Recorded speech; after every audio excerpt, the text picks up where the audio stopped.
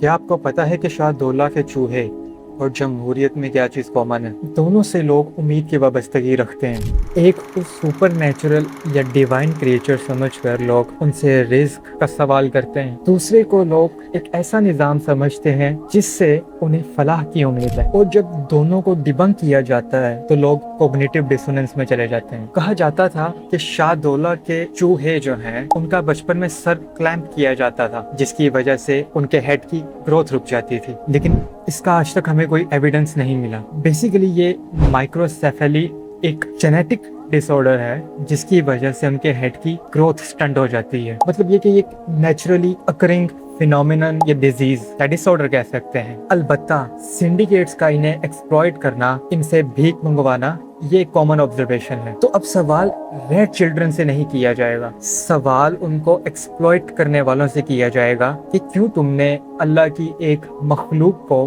اپنی فیئر اور فیسینیشن کی دوڑ میں دوڑایا۔ کیونکہ آپ صلی اللہ علیہ وسلم نے فرمایا کہ قلم 3 لوگوں سے اٹھ چکا ہے، سوئے ہوئے سے، بچے سے، اور جس کی عقل نہ ہو۔ So that means اس بچے کا حساب نہیں ہوگا لیکن تمہارا ہوگا۔ جبکہ جمہوریت پسند لوگوں سے سوال ہوگا کہ تمہیں عقل دی تھی تو کیا تمہیں اندازہ نہیں ہوا کہ ایک ایسا نظام جو ایک عالم کے اور ایک جاہل کے ووٹ کو برابر تولتا ہے وہ تو اپنی بنیاد میں ہی کھوکھلا ہے، جبکہ اللہ تعالیٰ خود فرماتے ہیں کیا وہ لوگ جو علم رکھتے ہیں اور جو نہیں رکھتے برابر ہیں۔